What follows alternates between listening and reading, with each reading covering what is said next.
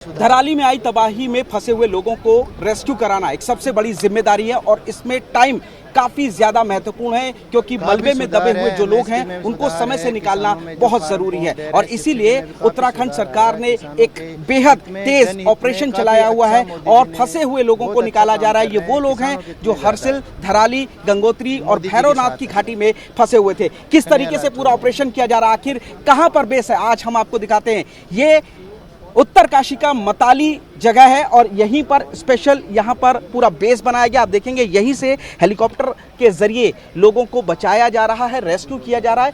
7 helicopter, एक MI-17 और Chinook helicopter के जरिए रेस्क्यू ऑपरेशन चला जा। आपके सामने तस्वीरें हैं कि किस तरीके से बारी बारी से ये जो हेलीकॉप्टर्स हैं ये जा रहे हैं। 5 हेलीकॉप्टर आपको सामने इस वक्त नजर आ रहे हैं और ये वही हेलीकॉप्टर हैं जो अब फंसे हुए लोगों को यहाँ से निकाला। आपके सामने इस हेलीकॉप्टर से अभी अभी लोगों को रेस्क्यू करके लेके आए। इसके अलावा NDRF की ये वो टीम है जो दिल्ली से आई है और धराली में जाकर के ग्राउंड पर ये काम करेगी, वहां पर मलबे में फंसे हुए लोगों को निकालेगी। इसके अलावा जो आर्मी के 10 जवान लापता हैं उनकी भी खोज कोई और नहीं बल्कि ये NDRF की स्पेशलाइज्ड टीम करेगी और उसके लिए बाकायदा कुत्तों भी दिल्ली के आए हैं। आप देखिए ये जो कुत्ते नजर आ रहे हैं ये दिल्ली से स्पेशलाइज्ड कुत्ते आए हैं ताकि जो भी मलबे में फंसी हुई जिंदगी है, जो भी मलबे में फंसे हुए लोग हैं, उन लोगों का ये कुत्ते पता लगा सके और उसके बाद उनको भी बाहर मलबे से निकाला जा सके। पूरा बेस कैंप, आला अधिकारी, तमाम उत्तराखंड पुलिस के जवान, उत्तराखंड के अधिकारी इस वक्त मौजूद है और यहाँ से पूरा बेस है और आपको अब दिखाते हैं कि कैसे यहाँ पर पूरी तैयारी चली है।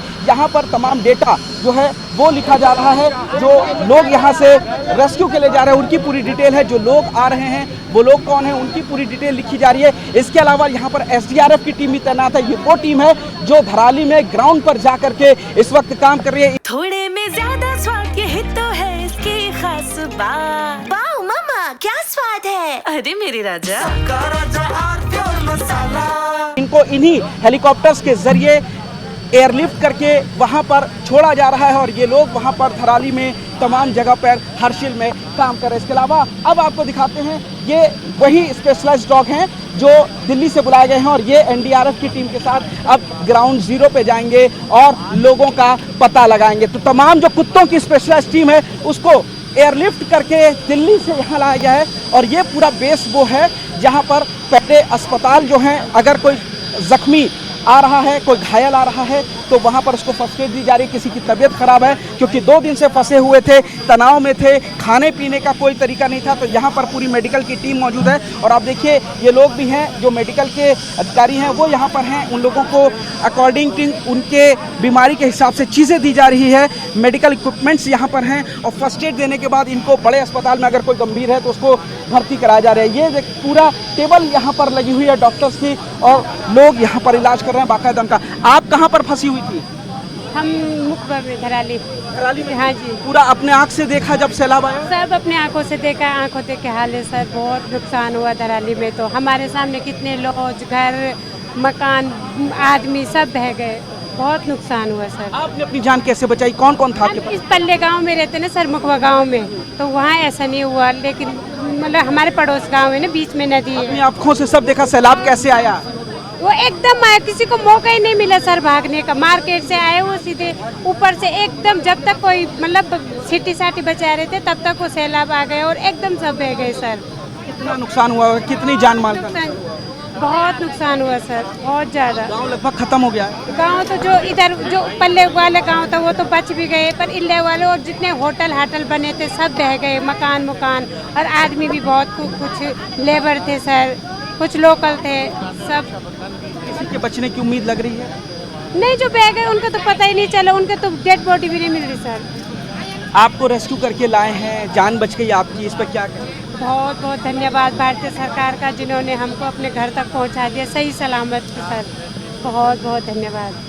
सरकार का धन्यवाद करिए, ईश्वर का धन्यवाद करिए, सकुशल है। डॉक्टर्स की टीम, सर आप लोग किस तरीके से यहाँ पे काम कर रहे हैं? सर हमारी टीम एक ग्राफिक वगैरह हॉस्पिटल से आई हुई है और हमारी 20 लोगों की टीम है और हम एक कैंप के थ्रू जो हर धराली से पेशेंट आ रहे हैं उनका हम स्टेबल करके अगर रेफर की जरूरत पड़ती है तो हम रेफर कर रहे हैं और ट्रीटमेंट कर रहे हैं। कितने डॉक्टर्स की टीम यहाँ पर लगी हुई है? अभी फिलहाल 2 डॉक्टर है हमारे साथ में। 2 डॉक्टर, बाकी सब असिस्ट कर रहे हैं। नर्सिंग स्टाफ है जी। हाँ जी, नर्सिंग स्टाफ है। अब आपको दिखाएंगे एक दूसरी चीज़ का, आखिर कैसे बेस कैंप बनाया गया इसको। यहाँ पर तमाम जो देखेंगे आप ITBP के और तमाम जो दूसरे अधिकारी है वो मौजूद है। जो भी लोग यहाँ पर रेस्क्यू करके ला रहे हैं उन सभी लोगों की एक एक डिटेल यहाँ पर लिखी जा रही है। वो लोग कहाँ के रहने वाले थे, कितने लोग थे, उनका फ़ोन नंबर, एड्रेस, इसके अलावा वो लोग कहाँ पर रुके हुए थे और किस तरीके तमाम जो डिटेल है उनकी ये अधिकारी लिख रहे हैं। और उसके बाद बसों के जरिए उनको आगे भेजा जा रहा है देहरादून या दूसरे कैंप में, ताकि वो लोग अपने घरों को सुरक्षित जा सके। तमाम जो लोग हैं, आप देखिए कि गर्मी है,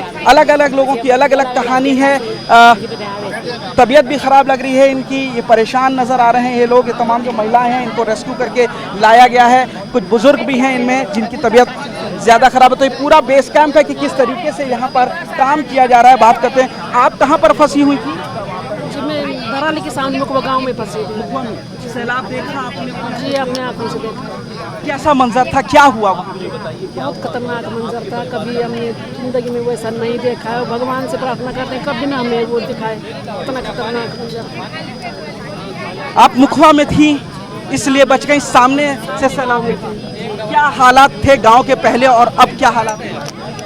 पहले तो इतना सुंदर गांव था, अब सारा तहस नहस खत्म हो गया। उनका सारी रोजी रोटी, सर घर मकान सब, सर जान माल का पूरा नुकसान हुआ है। आपको लग रहा था कि डर लग रहा था जब सैलाब आया? क्या बहुत सारी हवाएं चल रही थी, तो हम बैठ रखे थे अपने वहाँ पे ना घर पे, तो क्या हो रहा होगा, आवाज़ आई भयंकर से, तो ऐसा खतरनाक जैसे कोई राक्षस होता है इस प्रकार से उसने सारी तबाही कर दी। सेकंड में भी उसने सारा सुरक्षित आ गई। परिवार के कितने लोग थे, क्या कहेंगे? ईश्वर को धन्यवाद।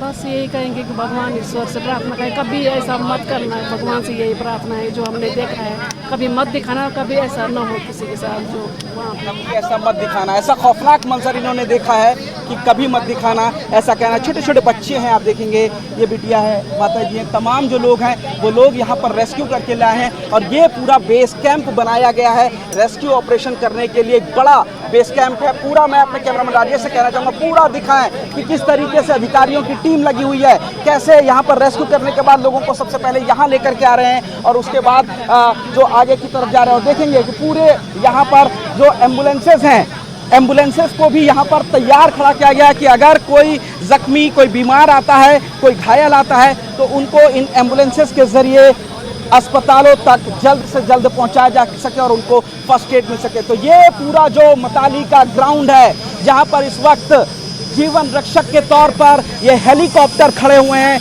इन्हीं हेलीकॉप्टर के जरिए अब रेस्क्यू ऑपरेशन चलाया जा रहा है। क्योंकि मताली जाने वाले जो तमाम रास्ते हैं वो पूरी तरीके से बंद हो चुके हैं, सड़कें टूट चुकी हैं और धराली और हर्षिल तक का जाने का कोई भी रास्ता नहीं और सिर्फ यही एकमात्र रास्ता है हेलीकॉप्टर का। और अगर मौसम साथ देता है तो जल्द से जल्द जो रेस्क्यू ऑपरेशन है उसको पूरा किया जाएगा। और इसके अलावा जो लोग मलबे में फंसे हुए हैं उन लोगों को वापस निकाला जाएगा।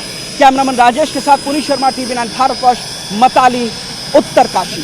अरे श्रीमती जी, कुछ तो सस्ता लो। नहीं श्रीमान जी, सब बढ़िया लो। इसमें क्या खास बात है? थोड़े में ज्यादा स्वाद, यही तो है इसकी खास बात। क्या स्वाद है? अरे मेरे राजा, राजा और प्योर मसाला।